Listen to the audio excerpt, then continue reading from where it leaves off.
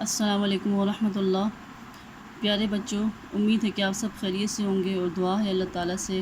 کہ وہ آپ سب کو اپنی حفظ و امان میں رکھے، آمین ثم آمین۔ بچوں، آج جو ہم نے سبق پڑھنا ہے وہ سورہ انفال کی آیت نمبر 20 سے لے کر آیت نمبر 28 تک ہے۔ تو اس کا نہ صرف ہم ترجمہ پڑھیں گے بلکہ میں آپ کو سمجھاؤں گی کہ ان آیات میں کیا اللہ تعالیٰ نے فرمایا ہے، ٹھیک ہے نا؟ بسم اللہ الرحمن الرحیم۔ یا ایھا الذین آمنوا، اے ایمان والو، اطیعوا، تم اطاعت کرو، اللہ تعالیٰ کی، ورسولہ، اور اس کے رسول کی،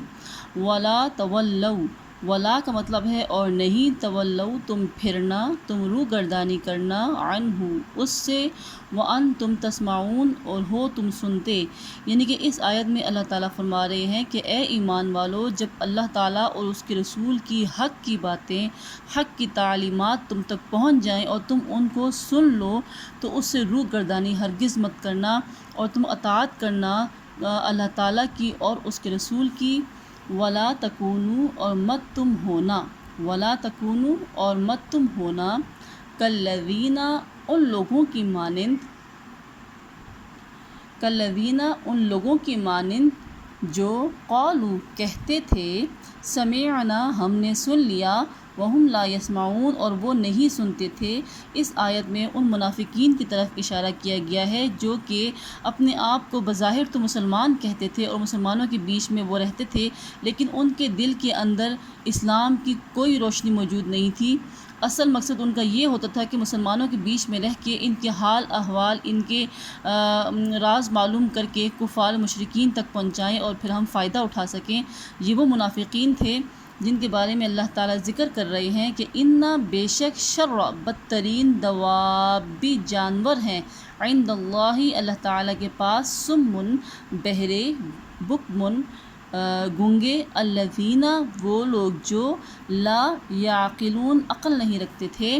بچوں، جیسا کہ آپ کو پتہ ہے کہ انسان اور جانور میں سب سے جو واضح اور سب سے بڑا فرق ہے وہ عقل اور شعور کا ہے۔ یہ عقل اور شعور اللہ تعالیٰ نے انسان کو بخشی ہے، تاکہ اسی لیے اس کو اشرف المخلوقات کہا جاتا ہے۔ تو اس آیت میں اللہ تعالیٰ فرما رہے ہیں کہ بظاہر دکھنے میں تو وہ انسانوں جیسے تھے، وہ سنتے بھی تھے، وہ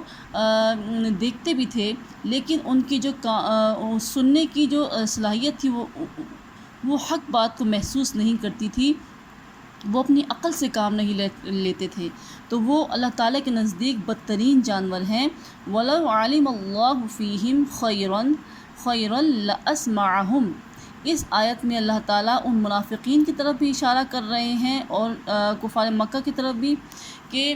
اللہ تعالیٰ فرماتے ہیں کہ اگر میں ان میں ذرا سا بھی کوئی بھلائی کا عنصر دیکھتا تو میں ان کو سننے کی توفیق دے دیتا، ولو اور اگر، علم جانتا، اللہ تعالیٰ فیہم ان میں، خیرن بھلائی، لاسمع البتہ وہ سننے کی توفیق دے دیتا، ہم ان کو، یعنی کہ کفار مکہ جہاں پہ نبی پاک صلی اللہ علیہ وسلم نے 13 سال گزارے، لیکن چند لوگ اسلام قبول کیا، چند لوگوں نے، اس کے علاوہ وہاں کے لوگ جو تھے وہ ظلم و ستم ان کا بڑھتا جا رہا تھا۔ تو اللہ تعالیٰ نے نبی پاک صلی اللہ علیہ وسلم کو مدینہ کی طرف ہجرت کرنے کا حکم دے دیا کہ آپ وہاں جائیں، کیونکہ یہاں کے لوگوں میں اب مزید حق بات سننے کی گنجائش نہیں ہے۔ اگر ہوتی تو میں ضرور ان کو سننے کی طاقت دیتا، تو ولو اور اگر، اسمعہم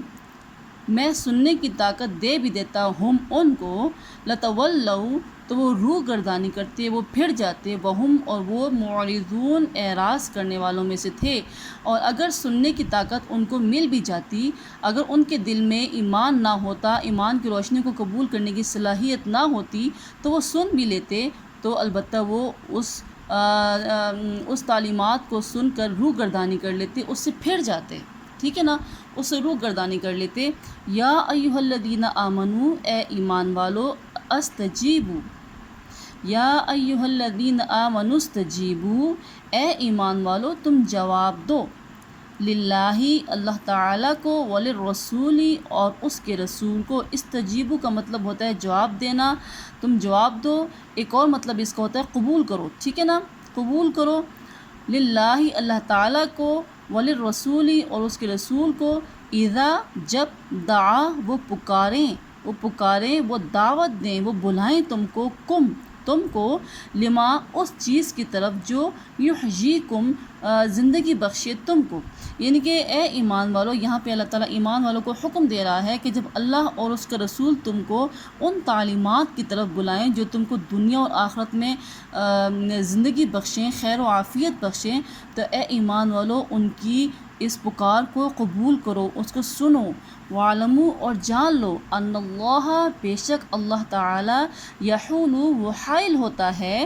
بینا درمیان المرئی آدمی کے وقلبہ اور اس کے دل کے، وانہ اور بے شک وہ الیہ اسی کی طرف تحشرون تم اکٹھے کیے جاؤ گے، تم جمع کیے جاؤ گے۔